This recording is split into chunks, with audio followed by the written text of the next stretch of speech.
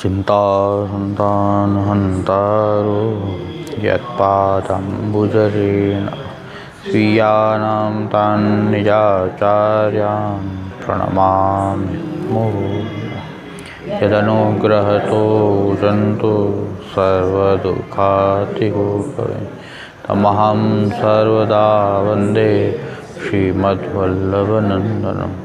अज्ञानतिमिरान्धस्य ज्ञानाञ्जनशलाकया चक्षुरुन्मीलितं येन तस्मै श्रीगुरवे नमः।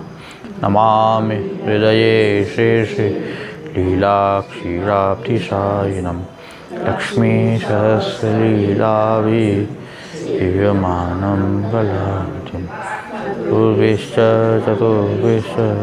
चतुर्भिश्च शिवेस्तथा षड्भिर्विराजते योऽसौ पञ्चधाहृदये नमः।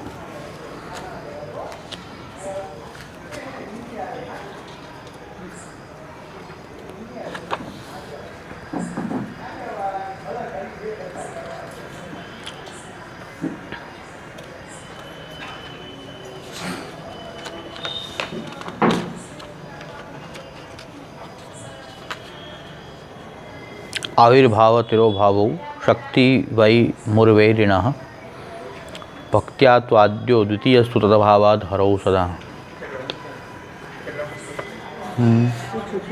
140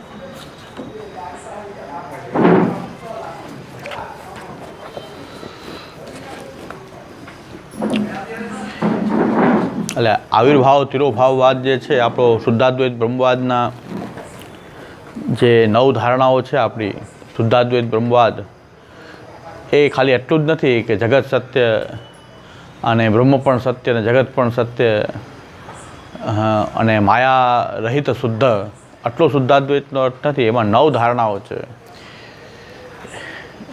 વિરુદ્ધ ધર્માશ્રયતાવાદ છે, બ્રહ્મવાદ છે, પછી આવિર્ભાવ તિરોભાવવાદ છે, સત્કાર્યવાદ, સત્કારણવાદ, વિરુદ્ધ ધર્માશ્રયતાવાદ, આ બધા આવા 9 લીલા સૃષ્ટિવાદ, અવિકૃત પરિણામવાદ, અંશાંશી તાદાત્મ્યવાદ, આ રીતે આ 9 ધારણાઓ જે છે શુદ્ધાદ્વૈતને સમજવાની, એ 9નું જ્ઞાન હોય ત્યારે એક સ્વરૂપ બને. એને આપણે સાકાર બ્રહ્મવાદ કહો કે મહાપ્રભુજીનો શુદ્ધાદ્વૈત બ્રહ્મવાદ કહો. એમાં એક વસ્તુનો આપણે ત્યાં આવિર્ભાવ તિરોભાવવાદ છે કે જે પદાર્થ નિત્ય છે, જો જગતને તમે નિત્ય માનો છો, કારણ કે સત્ય માનીએ છીએ, સત્યનો અર્થ છે કે નિત્ય હોય, કે જેનો બાદ ન થતો હોય, તો જગત જો નિત્ય છે તો પછી એની ઉત્પત્તિ માની શકાય નહીં. નિત્ય પદાર્થની ઉત્પત્તિ ન હોઈ શકે. નિત્યનું તો પછી કંઈક આવિર્ભાવ હોય, આવિર્ભાવ અને તિરોભાવ હોઈ શકે. નિત્ય વસ્તુ જે છે એને ઉત્પત્તિ ખરી એમ માની શકાય નહીં. ઉત્પત્તિ માનીએ તો પછી અનવસ્થા ઉત્પન્ન થશે. જેમ આવિર્ભાવ તિરોભાવ જે છે એ આવિર્ભાવ તિરોભાવને માનીએ આપણે તો એમાં તમારે અનવસ્થા દોષ નહીં આવે. અનવસ્થા દોષ એટલે અનવસ્થા દોષ સાદી રીતે સમજવું હોય તો કોઈ આપણને એડ્રેસ પૂછે કે ઘર ક્યાં, બગીચાની સામે, તો બગીચો ક્યાં, તો ઘરની સામે. આનો કોઈ અંત જ નથી, અનવસ્થા છે. હવે આમાં એડ્રેસ મળે કેવી રીતે? ઘર બગીચાની સામે, બગીચો ઘરની સામે, એ અનવસ્થા થઈ ગઈ. એવી અનવસ્થામાં પણ થશે કે ઉત્પત્તિ માનશું તો ઉત્પત્તિ નામનો કોઈક ધર્મ છે, ઉત્પન્ન થવું એ ધર્મ થયો. એ ક્યાં ધર્મીમાં રહે છે? તો પછી એ ધર્મીની ઉત્પત્તિ માનવી કે આવિર્ભાવ માનવો? તો આવિર્ભાવ તિરોભાવ બાજુ ધર્મી હંમેશા નિત્ય માનવો પડે. એની અંદર રહેલો જે ધર્મ જે છે, આવિર્ભાવ અને તિરોભાવ થવાનો ધર્મ જે છે, એના કારણે એનો આવિર્ભાવ થાય એટલે તિરોભાવ થાય, તો અનવસ્થા નહીં થાય. એટલે ધર્મી નિત્ય માનવું પડે. એટલે જગતને નિત્ય માનવું જોઈએ. જગતની જેટલી વસ્તુ છે એ પણ હકીકતમાં તો નિત્ય જ છે, બ્રહ્મના એંગલથી તો એમાં આવિર્ભાવ તિરોભાવ થઈ રહ્યો છે. આપણને એવું લાગે છે કે ઉત્પત્તિ થઈ રહી છે, નાશ થઈ રહ્યો છે. હકીકતમાં ઉત્પત્તિ નાશશીલ નથી, પણ આવિર્ભાવ અને તિરોભાવ જ થઈ રહ્યો છે. એ આપણો આવિર્ભાવ તિરોભાવવાદ છે. એ આપણો શુદ્ધાદ્વૈત બ્રહ્મવાદની એક આ ધારણા છે, આવિર્ભાવવાદ તિરોભાવવાદ. માયાવાદીઓને ત્યાં માયાથી ઉત્પન્ન થયેલું માનવામાં આવે કે માયા અનિર્વચનીય છે, તેનાથી જે જગત ઉત્પન્ન થાય છે એ પણ અનિર્વચનીય જગત ઉત્પન્ન થાય છે. તો હકીકતમાં ઉત્પન્ન થાય છે ત્યાં, કારણ કે માયાને કારણે ઉત્પન્ન થાય છે. પછી માયા ઉત્પન્ન નથી થતી, એટલે આવી ગયું ને પાછું. માયા ઉત્પન્ન નથી થતી, પણ શાંત છે, અનાદિ છે પણ શાંત છે. આ માયાવાદીઓનું સ્ટેન્ડ છે. એની બદલે શ્રી મહાપ્રભુજી એમ કહી રહ્યા છે કે આ ધર્મ બ્રહ્મનો જ છે ને બ્રહ્મ જ કોઈ રીતે આવિર્ભૂત થઈ રહ્યો છે, તિરોભાવ થઈ રહ્યો છે, તો આપણને વચ્ચે માયાને લાવવાની જરૂરિયાત રહેતી નથી. તો કલ્પના લાઘવ કહેવાય આની અંદર. દર્શનશાસ્ત્રમાં કલ્પના લાઘવ અને કલ્પના ગૌરવ. કલ્પના ગૌરવ એ દોષ છે ને કલ્પના લાઘવ એ ઉત્તમ વસ્તુ છે, ગુણ છે. જે વસ્તુ લાઘવથી તમે સિદ્ધ કરો એ સારું ગણાય, ગુણ ગણાય, અને ગૌરવથી વસ્તુ બતાવવામાં આવે એ દોષ છે, કલ્પના ગૌરવ છે.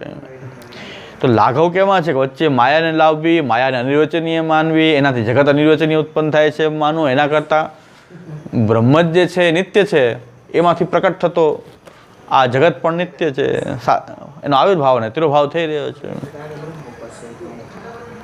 તો આપણો વાદ જે છે એમાં કલ્પના લાઘવ છે એટલે પણ ઉત્તમ છે. અને પાછું કલ્પના લાઘવ એટલે એવું નથી કે ખાલી પોતાની કલ્પના માત્રથી છે, શાસ્ત્રસંમત પણ છે. કારણ કે સર્વમ ખલુ ઇદમ બ્રહ્મ પણ છે, અને જે કાંઈ પણ જે છે બ્રહ્મ જ છે, બ્રહ્મ સિવાય બીજું કંઈ પણ નથી, ન કિંચના. બ્રહ્મથી અન્ય કાંઈ છે જ નહીં, તો પછી એને નિત્ય જ માનવું પડશે. તો જગતને નિત્ય માનવામાં એ કલ્પના લાઘવ પણ છે, શાસ્ત્રસંમત સિદ્ધાંત પણ છે, એટલે શુદ્ધાદ્વૈત બ્રહ્મવાદનો આ સિદ્ધાંત. હવે કયા આધારે આપણે એને એમ કહેશું કે જગતમાં તો ઘટ ઉત્પન્ન થયો દેખાય છે, મકાન બનાવ્યું ત્યારે આપણને લાગે મકાન ઉત્પન્ન થયું એમ લાગે છે, તો ઉત્પત્તિ નાશશીલ આપણને દેખાઈ રહ્યું છે, પણ હકીકતમાં ઉત્પત્તિ નાશશીલ નથી. તો મકાન નષ્ટ થયું એમ આપણે કહીએ છીએ, તો નષ્ટ થઈ ગયા પછી મકાન નષ્ટ થયું, આવો શબ્દ પ્રયોગ આપણે કરીએ છીએ. એના ઉપરથી ખબર પડે છે કે મકાન ક્યાંક નિત્ય છે, એનો ક્યાંક નાશ થવો ને. તો મકાન નષ્ટ થયું પછી મકાન ક્યાં છે, નષ્ટ થઈ ગયું છે હોવું કેમ ન જોઈએ ને. અને જો મકાન નહોતું પહેલાં તો તમને ખબર ન હોવી જોઈએ કે આને મકાન કહેવાય. મકાન બન્યું તો આ સમજી ખબર કે મકાન બન્યું એટલે મકાન હોવું જોઈએ કંઈ, એ બન્યું. તો મકાન બન્યું એમ કહો છો, જો વસ્તુ બની જ છે તો પછી એનું નામ પણ ન હોવું જોઈએ ને, નામે પછી બનવું જોઈએ. આ વસ્તુ બની હવે નામ મકાન કહેવાય. તો એમ તો થતું નથી, દરેક પદાર્થના નામ પહેલેથી હોય છે, એટલે તો આપણને ખબર પડી જાય કે આ પદાર્થ આ છે. એનો મતલબ કે આવિર્ભાવ અને તિરોભાવ જ થઈ રહ્યો છે. એ ધર્મ છે, એ આ આવિર્ભાવ તિરોભાવ રૂપ જે ધર્મ એની અંદર રહે છે, એના કારણે કોઈ વસ્તુ પ્રકટ થયેલી દેખાય, કોઈ લુપ્ત થતી દેખાય છે. એટલે એ હવે ચર્ચા આપણે, એ આપણો વિષય છે અત્યારે. એટલે ઉત્પત્તિ શું કામ નહીં, એમાં કેવી રીતે અનવસ્થા થાય, એ પ્રકાશમાં અહીંયાથી આપણે પ્રકાશ શરૂ કરવાની છે. ઉત્પત્તિ નામ કશ્ચન ધર્મ સ કસ્મિન ધર્મની ભવેત ઇતિ અનવસ્થા ચ સ્યાત. 120 પેજ ઉપર.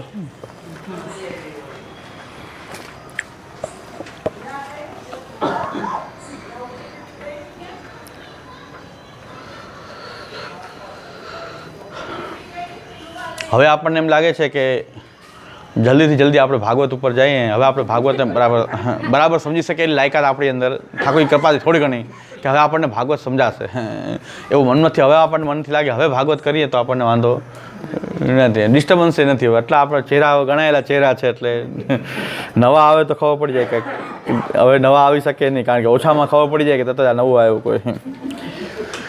એને આપણે બે ચાર કારિકા શાસ્ત્રાર્થની પૂછવાની, બે ચાર સર્વનિર્ણયની પૂછવાની, આવડતું તો આવવાનું ને કે પછી તૈયાર કરીને આવો હો. એટલે ના ન પાડવી પડે, કોઈને ના તો ન પાડવી જોઈએ, પણ આપણે કહે ભાઈ આટલું તૈયાર છે, તમને આવડે છે તો આવો, નકર ભાગવતમાં પ્રવેશ નહીં મળે. કારણ કે મહાપ્રભુજીનો પણ આગ્રહ એવો છે કે શાસ્ત્રાર્થ સર્વનિર્ણય સમજેલા જ ભાગવતને સમજી શકે, બાકી ભાગવત સમજાય નહીં. ભાગવતે કથા લાગે, બધાને આનંદ આવે, મજા થાય, પણ હકીકતમાં ભાગવત સમજાય નહીં. કારણ કે મોટા મોટા વિદ્વાનોને સમજાણી નથી ભાગવત, એમાં તો ગોટાળા થયા છે. મોટા મોટા વિદ્વાનોની ભાગવત સમજાતી નથી, કારણ કે ભાગવતની પદ્ધતિ નથી સમજવાની, એટલા માટે. એટલે આપણે 143 સુધી પહોંચ્યા છીએ, 140 સુધી 43 શ્લોક આપણા બાકી છે સર્વનિર્ણયના પ્રમેય પ્રકરણના. એટલું થઈ જાય એટલે આપણે ભાગવત ઉપર સ્વિચ ઓવર જલ્દીથી જલ્દી આપણે આપણો ભાગવતને સમજીએ. ભાગવતાર્થ નિબંધ મુખ્ય આપણો વિષય ભાગવતાર્થ નિબંધ રહેશે. ઉત્પત્તિ નામ કશ્ચન ધર્મ સ કસ્મિન ધર્મણી ભવેત ઇતિ અનવસ્થા ચ સ્યાત. જો ઉત્પત્તિ નામનો કોઈ ધર્મ છે તો પછી માનવું પડશે કે ધર્મ છે તો ધર્મી વિના કોઈ ધર્મ ન હોઈ શકે. તો ઉત્પત્તિ ક્યાં રહે છે? ઇતિ અનવસ્થા ચ સ્યાત. તો ધર્મી પાછો ઉત્પત્તિ માનશો તો ધર્મીની ઉત્પત્તિ, એની ઉત્પત્તિ, તો પછી અંત જ નહીં આવે, અનવસ્થા ઉત્પન્ન થઈ જશે. કાળ સંબંધોપી ધર્મ હતો, કોઈ કાળમાં પ્રકટ થવું એ પણ ધર્મ છે. કાળ સંબંધોપી ધર્મ અતો ય કશ્ચિન નિરુચ્યતામ સ અવશ્યમ ધર્મ એવ ભવતી ધર્મી પૂર્વ સિદ્ધો વક્તવ્યમ. યહ કશ્ચિન નિરુચ્યતામ, તમે કંઈક બોલો છો, નિર્વચન કરો છો, એને કંઈક સમજાવો છો, સ અવશ્યમ ધર્મ એવ ભવતી ઇતિ ધર્મી પૂર્વ સિદ્ધો વક્તવ્ય. ધર્મી હંમેશા પૂર્વ સિદ્ધ હોય છે.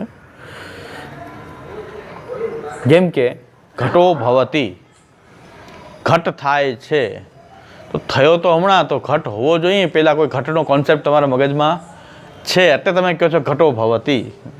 ઘટો તો અત્યારે થઈ રહ્યો છે, પણ એની પહેલાં તમને ઘટનો કોન્સેપ્ટ તમારા મગજમાં છે એટલે તમે કહેશો કે આ ઘટ ઉત્પન્ન થઈ રહ્યો છે. ઇતિ કર્તરી પ્રયોગશ્ચ અનુપન્ન સ્યાત. જો એવી રીતે ન હોય તો અનુપન્ન થઈ જાય, આ પ્રયોગ જ ખોટો થઈ જાય. ભવતી ભૂ સત્તાયામિતિ ધાત્વતશ્ચ અસંગત સ્યાત. આ ભવતી શબ્દ જે છે ભૂ સત્તાયામ, જેની સત્તા છે એની સાથે ભૂ સત્તાયામ, ભૂ ભવતી જે છે એ સત્તા બતાવે છે. તો જેની સત્તા છે એ પદાર્થની સત્તા તો છે. સત્તાનો અર્થ છે પાછું કે જેનો નાશ ન થતો હોય એવી સત્તા બતાવે છે. ભૂ સત્તાયામ એટલે ભવતી. ધાત્વતશ્ચ અસંગત, એ અસંગત થઈ જાય. અનુત્પન્નો ઘટો નષ્ટો ઘટતી વ્યવહારશ્ચ અસંગત સ્યાત. તમે એમ ન કહી શકો કે અનુત્પન્નો ઘટો, એમ બોલો છો કે ઉત્પન્ન થયો નથી હજી ઘટ. ઉત્પન્ન થયો નથી તો ઘટ એવું કેવી રીતે? નામ કેમ પડ્યું ઘટ? એને પહેલાં ઘટ કંઈક પૂર્વ સિદ્ધ છે. નષ્ટો ઘટ, ઘટ નષ્ટ થઈ ગયો. નષ્ટ થઈ ગયો તો પછી ઘટ રહ્યો નહીં, તો પછી ઘટ નષ્ટ કેમ કહો છો તમે? ઘટ નામનો કોન્સેપ્ટ તમારા મનમાં તો છે, હવે નષ્ટ થઈ ગયો એમ કહો છો, તો ઘટ એ કોન્સેપ્ટ તો છે ઘટનો. અરે એ તો ધર્મી તો પૂર્વ સિદ્ધ છે, એટલે આવિર્ભાવ અને તિરુભાવ એના ધર્મ છે એમ માનવું પડશે. અતો ધર્મી સનાતનો વક્તવ્ય. ધર્મી હંમેશા સનાતન છે. સદાતન લખ્યું છે પણ સનાતન છે. અને એ ધર્મી કોણ છે? સ ભગવાન એવ ભવતી. એ બધું જ ભગવાન જ બન્યો છે, એટલે આ બધા પ્રયોગો સુસંગત છે. એક તત્વ નિત્ય છે, એ ભગવાન જ છે. આ જગત પણ ભગવાન જ છે, ન અન્ય. ભગવાનથી અન્ય નથી આ જગત પણ. મહાપ્રભુજી ભગવાન શબ્દને બ્રહ્મને બે સાથે વાપરે છે. માયાવાદનું અહીં ખંડન થાય છે. માયાવાદ ભગવાન અને બ્રહ્મમાં ભેદ માને. મહાપ્રભુજી એટલે જ કહે છે કે સ ભગવાન એવ ભવતી. સનાતન છે ભગવાન, કોઈ વ્યાવહારિક સત્ય નથી ભગવાન. એટલે ભગવાન શબ્દનો પ્રયોગ કરીને મહાપ્રભુજી માયાવાદનો જે સિદ્ધાંત છે, ભગવાન જે છે મિથ્યા હોય, માયિક હોય, એને ભગવાન કહેવાય એમ કે. ભગવાન અને બ્રહ્મને ભગવાનમાં ફરક છે ત્યાં માયાવાદમાં. માયાવાદી એમ કહે છે કે જે ભગવાન છે, ઐશ્વર્ય વિરેશસી જ્ઞાન વૈરાગી સગુણ બ્રહ્મ જે છે એ માયાથી થયેલો માયિક છે, બ્રહ્મ નિરાકાર છે. એટલે માયા સંબંધવાળો જે છે, માયા સબલિત બ્રહ્મ જે છે એ ભગવાન હોય છે. મહાપ્રભુ કહે છે નહીં, ભગવાન જ સનાતન છે, સનાતન ધર્મી છે. સ ભગવાન એવ ભવતી. ભગવાન અને બ્રહ્મમાં ભેદ નથી, એ કૃષ્ણ છે. એટલે બ્રહ્મેતિ પરમાત્મેતિ ભગવાનેતિ શબ્દ છે, એ ત્રણેય બધું એક જ માટે વપરાયેલો શબ્દ છે. અને એ પાછો ભાગવતનો સિદ્ધાંત છે. પાછો એ ભાગવતમાં એ જ વસ્તુ કહે છે, વદંતી તત્વ સત્વમ યદ જ્ઞાનમ અદ્વયમ બ્રહ્મેતિ પરમાત્મેતિ એ ભગવાનેતિ શબ્દ છે. એક જ વસ્તુને ત્રણ રીતે કહેવાય છે. ભાગવત કહે છે, મહાપ્રભુ કહે છે હું ઘરથી નથી લાવ્યો આ વાત, ભાગવતથી લાવ્યો છું આ વાત. હવે સિદ્ધરી ટીકામાં શું અર્થ થયો જોવા જેવો હશે કે સિદ્ધરી ટીકા શું કહે છે. એ વિવર્ત ઉપાદાન માની દેશે, ત્યાં વિવર્ત બતાવી દેશે, પછી અજ્ઞાન અવસ્થામાં ભાષિત બતાવી દેશે, એટલે તત્વ એક જ છે, ત્રણ રીતે ભાષિત થતું બતાવી દે. સિદ્ધરી ટીકામાં એવી રીતે માયાવાદી ટીકામાં એમ હશે એનો ઉલ્લેખ. વદંતિ તત્વ ઇદસ્તત્વમ યજ્ઞાનમ અદ્વયમ બ્રહ્મેતિ પરમાત્મેતિ ભગવાનિતિ શબ્દતે. અદ્વૈત સુતેશ્ચ ધર્મિણા ભગવત્વમ અંગીકર્તવ્યમ.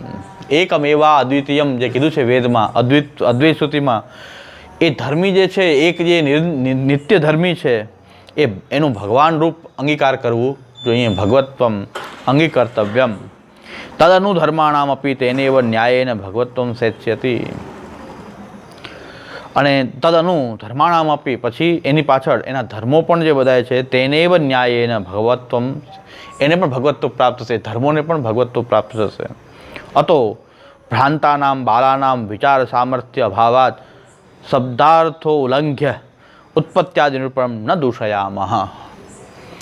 કેવો જોરદાર મહાપ્રભુજી પ્રહાર કરે છે.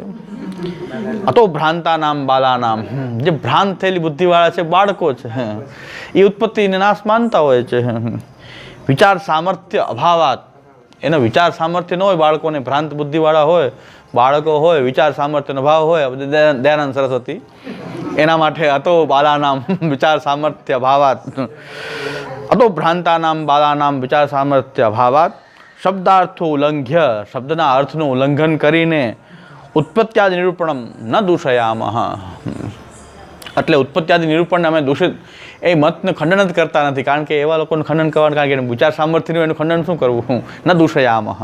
એના મતને અમે દૂષિત કરતા નથી, એને ખંડન કરતા નથી. ન દૂષયામઃ. અમુક વ્યક્તિ ચર્ચા કરવાની લાયક હોય, અમુક સાથે ચર્ચા કરવાની લાયક જ નથી હોતું, એની સાથે ચર્ચા જ નથી. કે ભ્રાંત બાળક સાથે કંઈ ચર્ચા થોડી કરવાની, વેદાંત ચર્ચા થોડી એની સાથે કરવાની હોય. જેને વેદાંતનું જ્ઞાન નથી એની સાથે વેદાંત ચર્ચા શું કરવી? એટલે કંઈક ક્વોલિટી હોય છે, વાદમાં તમે પ્રવિષ્ટ થાઓ તો કંઈક ક્વોલિટી હોય, કે એ ક્વોલિટીવાળો વ્યક્તિ હોય ત્યારે વાત કરાય, ગમે એની સાથે વાદમાં ન ઉતરાય એમ. એટલે ગમે એ લોકો સાથે વાદમાં ન ઉતરવું જોઈએ, કારણ કે એ લોકોને તમે આર્ય સમાજીઓની જે તર્ક જુઓ તો એક વખત એમ કહે છે કે ભાઈ તર્કથી બધી વસ્તુ સુસંગત થવી જોઈએ, તર્કથી બેસવી જોઈએ બધી વસ્તુ, બરાબર છે. તો તર્કથી તો યજ્ઞ પણ ભગવાન છે એનાથી બેસતું ને, તર્કથી બધી વસ્તુ બેસવી જોઈએ. તો તર્કથી તો યજ્ઞ તો ખાલી ભૌતિક લાગે છે ને, યજ્ઞથી ક્યાં દેવતાને પહોંચે છે, કોને ખબર પડે દેવતાને પહોંચે છે? તર્કથી તો યજ્ઞથી બધું થઈ જાય છે, ભગવાનને પહોંચી જાય છે, કે દેવતાઓને આહુતિ પહોંચે છે, એ તર્કથી સમજાતો નથી, શાસ્ત્રથી જ સમજાય છે ને. તો પછી તર્કથી શું કામ બેસવું જોઈએ? તો પુરાણની વાત તર્કથી બેસવી જોઈએ, તમારી યજ્ઞની કે વેદની વાત એમાં તર્ક નહીં લગાવવો જોઈએ. એટલે તમે એક પેરામીટર તમારું નક્કી જ નથી. એટલે વિચાર સામર્થ્ય ભાવાત ભ્રાંતાનામ બાલાનામ વિચાર સામર્થ્ય ભાવાત, એના મત દૂષણ કરવું શું? એટલે મોટાભાગે દયાનંદ સરસ્વતીની બધાએ વેદાંત સમર્થિત આચાર્યોએ, જે વેદાંત માર્ગમાં ચાલનાર આચાર્ય છે, દયાનંદ સરસ્વતીની ઉપેક્ષા કરી છે કે ભાઈ આ વ્યક્તિ ખંડન કરવાને પણ યોગ્ય નથી, કે ભાઈ આનું ખંડન કરવું પણ કંઈ, આ વ્યક્તિ આવી વાત કરે એને ખંડન કેમ કરવું? કારણ કે એની ક્વોલિટી જ નથી, ચર્ચા કરે એ ચર્ચા કરવાને લાયક નથી. પણ છતાં મહાપ્રભુજી એમ કહે છે કે ઉત્પત્તિ નિરૂપણ કરતા હોય છે એને વિચાર સામર્થ્યનો અભાવ હોવાથી, કારણ કે આ બધી વિચાર કેમ કરે? ધર્મી નિત્ય છે, ધર્મ જે છે ઉત્પત્તિરૂપ ધર્મ માનશું તો કોઈ ધર્મીમાં હશે. આ બધી વસ્તુનું જેને જ્ઞાન નથી તો એને તો ઉત્પત્તિ નાશ જ લાગવાનો છે, એ ઉત્પત્તિ નાશ જ સમજશે. એને આ નહીં સમજાય કે ભાઈ ધર્મી એક સનાતન છે, એ ભગવાન છે, ભગવદ રૂપતા છે, આ રહેલી છે, અને ભગવાનની આ બે શક્તિ છે, આવિર્ભાવ અને તિરુભાવ થવાની, એ પ્રભુની શક્તિ છે.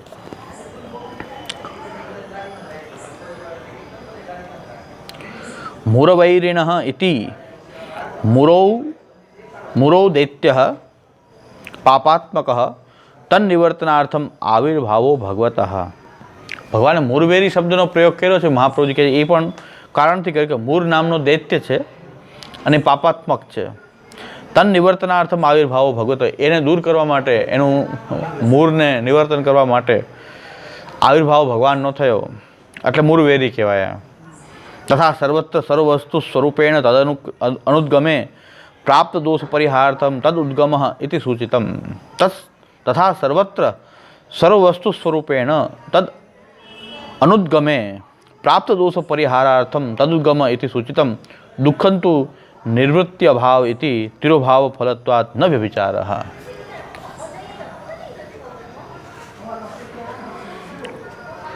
સર્વત્ર સર્વવસ્તુ સ્વરૂપેણ તદનુદ્ગમે, ભગવાન સર્વ વસ્તુના રૂપથી પ્રકટ નથી બિરાજતા, એટલે પ્રાપ્ત દોષ પરિહારા થતા ઉત્પત્તિ નાશશીલ લાગવાનો દોષ જગતમાં લાગતો હોય છે, એના નાશ માટે તદ ઉદ્ગમ ઇતિ સૂચિત ભગવાનનો જ અહીં આવિર્ભાવ છે અને ભગવાનની આ શક્તિ જ છે આવિર્ભાવ અને તિરુભાવ કરે, એનાથી પ્રભુ જ આ રીતે આ રૂપથી જગત રૂપથી આવિર્ભૂત થઈ રહ્યા છે એ સૂચિત કરવા માટે મૂળવેરી શબ્દનો પ્રયોગ શ્રી મહાપ્રભુજી કર્યો છે.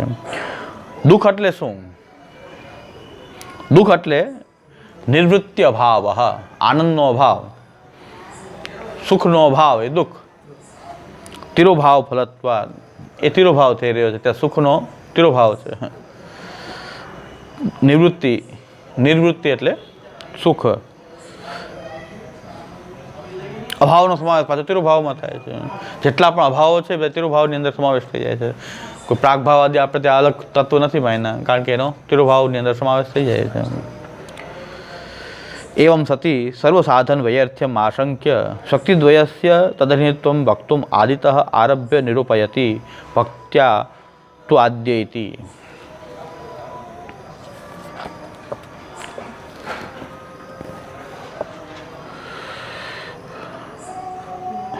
એવમ સતી સર્વસાધન વૈયર્થ્યમ આશંક્ય. ભગવાન જ કોઈ પણ રીતે આવિર્ભાવ અને તિરુભાવ પામી રહ્યા છે, તો પછી આપણા કર્મનું કોઈ સાધનનું કંઈ જરૂરિયાત જ નથી. તો પછી સર્વ સાધન વ્યર્થ થઈ જાય ને, તો પછી બધું ભગવાન આવિર્ભાવ તિરુભાવ કરી રહ્યા છે, તો આપણે શું કામ કોઈ સાધન કરવું જોઈએ? એવી કોઈ આશંકા કરે તો શક્તિદ્વયસ તદિનત્વમ વક્તુમ આદિતઃ આરભ્ય નિરૂપયતિ. એ આ બે જે શક્તિ જે છે તદ અધીનત્વમ એ ભગવાનને આધીન છે. આદિતઃ પહેલેથી આરભ્ય નિરૂપયતિ ભક્ત્યા તુ આદ્ય, એ હવે આગલા શ્લોકમાં કહે છે, એનું નિરૂપણ કરવામાં આવે છે. ભક્તિ કે સાધનની જરૂર નથી એવું નથી, કારણ કે ભગવાનનો આવિર્ભાવ તો ભક્તિ વિના ક્યારેય થતો જ નથી. ભક્તિની તો આવશ્યકતા છે જ, ભક્તિનું ખંડન નહીં થાય. ભક્તિ એવ ભગવાન આવિર્ભવતી, ભક્તિથી જ ભગવાનનો આવિર્ભાવ થાય છે. તચ્ચ યસ્ય ભક્ત્યા આવિર્ભાવ સા ભક્તિ, તચ્ચ યસ્ય ભક્તિ આવિર્ભાવ સા ભક્તિ યાદૃશી દેશકાલયુક્તા તત્તિરુભાવે તિરુભવતી ન તો અવસારે સોપી અન્ય પ્રકાર ઇતિ અર્થ.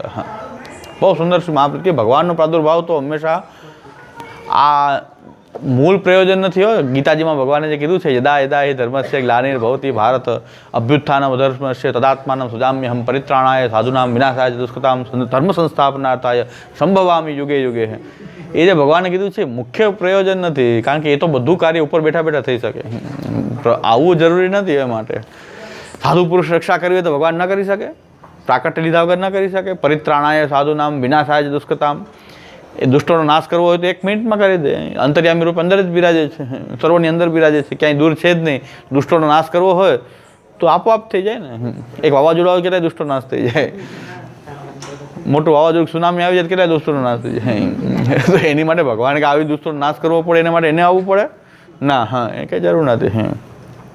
એટલે હમણાં જ એક વૃંદાવનના સંત એમ પ્રવચન કરતા હતા કે રોજ 1000 ગોપાલ સહસ્ત્ર નામના પાઠ કરે ત્યારે 1 આવર્તન પૂરું થાય એવા તપસ્વી કોઈ સંત હતા. વૃંદાવનમાં નિવાસ કરતા ગિરિરાજની તળેટીમાં, અને 1000 ગોપાલ સહસ્ત્ર નામના 1000 પાઠ કરે ત્યારે એનું 1 આવર્તન નિત્ય નિયમ પૂરો થયો ભાઈ, ત્યારે ભોજન વગેરે કરે. આવા કઠિન તપશ્ચર્યા કરનારા હતા. તેમના આખા શરીરમાં લકવો થઈ ગયો. ત્યારે બધાએ કીધું કે તમારે આટલી બધી ભજનની તમારી શક્તિ, બધાને આશીર્વાદ આપો અને લકવા દૂર થઈ જાય, તમને લકવો. તો ગોપાલ સહસ્ત્ર નામમાં તમે એટલા પાઠ કર્યા અને આખા શરીરમાં લકવો થઈ ગયો અને એકદમ છેલ્લી અવસ્થા એવી થઈ ગઈ. ત્યારે એમ કીધું કે ગોપાલ સહસ્ત્ર નામ જે છે એ ખાલી 1 અંશ માત્રનું ફળ પણ જો ઈચ્છું તો આ બધા દુઃખ દૂર થઈ શકે, પણ બ્રહ્માસ્ત્રનો પ્રયોગ કંઈ મચ્છર મારવા માટે કરાય નહીં. બ્રહ્માસ્ત્ર કે મચ્છર, આ તો બધી મચ્છર જેવી વાત છે, અને આ તો દેહ સંબંધી છે, દેહથી તો હું પર છું. તો એના માટે મારે કાંઈ ભજનનો ઉપયોગ કરું? મારું ભજન એના માટે છે કે આ દેહનો લકવો દૂર કરવા માટે ભજન છે?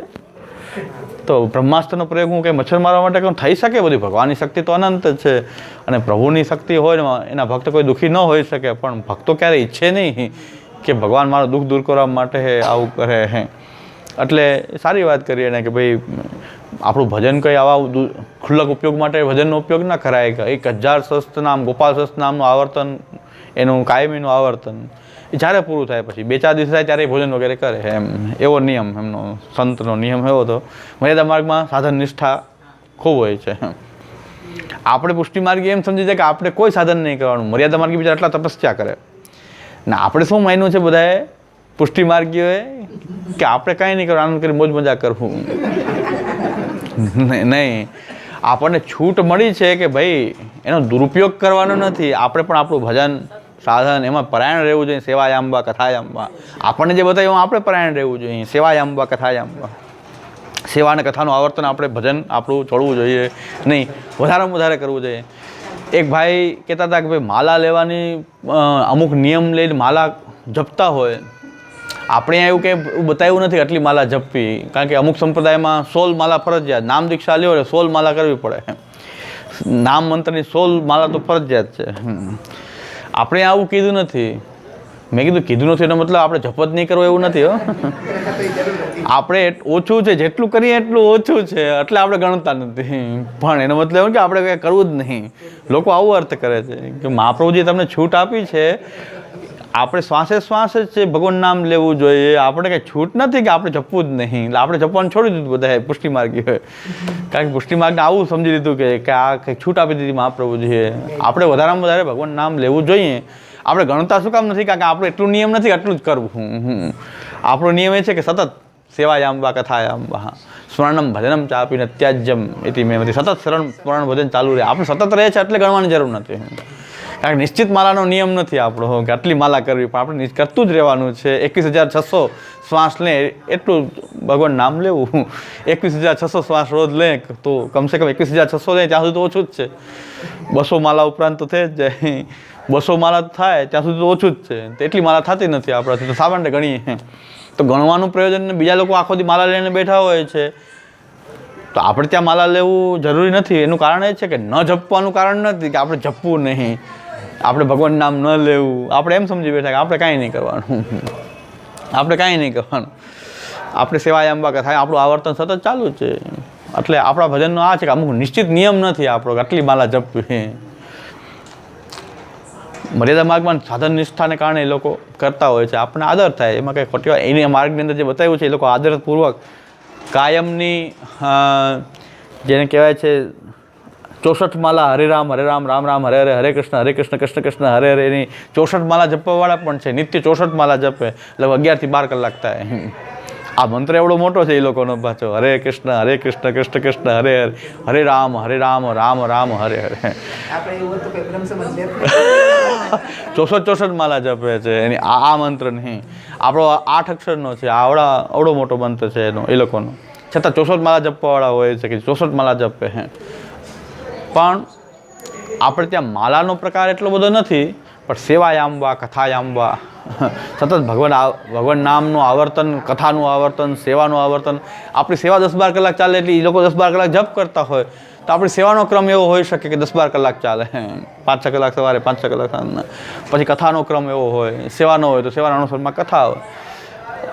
કે સેવા ઓછી હોય તો એનો મતલબ કે નિશ્ચિંત થઈ જવાનું નહીં. કથા નહીં તો શરણાગતિ, શ્રી કૃષ્ણ શરણમ. એટલે મેં શરણાગતિની જે પ્રવચન કરું છું ત્યાં મેં કીધું કે છૂટ નથી. તમે એમ માનતા કે અમને સેવા નથી એટલે છૂટા નહીં, તમારે કથા કરવી. ભાગવતની પોથી લઈને બેસવું, ભાગવતની 10મી લીલાઓનું અવગાહન કરવું, મહાપ્રભુજીના ગ્રંથોનો પાઠ કરવો. એ ન થાય તો ધોળ બોલવા, સર્વોત્તમજીનો ધોળ બોલો, નવાખ્યાન બોલો, મૂળ પુરુષ બોલો, 41 પદ બોલો. પણ છૂટ